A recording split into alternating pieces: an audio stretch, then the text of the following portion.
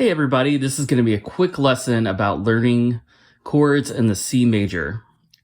So we've got C chord, so we got middle C, skip a note, E, skip a note, G. That's C major. And then we go up 4, that's F major. And then we go up one more, and that's G major. Okay, so let's try again.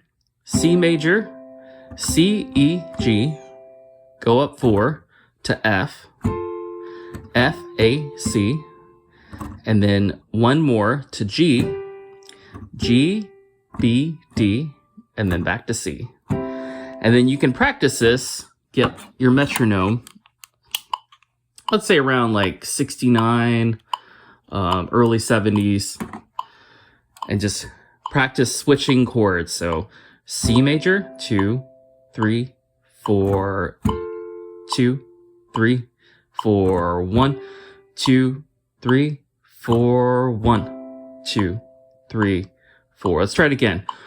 1, 2, 3, 4, 1, 2, 3, 4, 1, 2, 3, 4, 1, 2, 3, 4. All right, have a good day.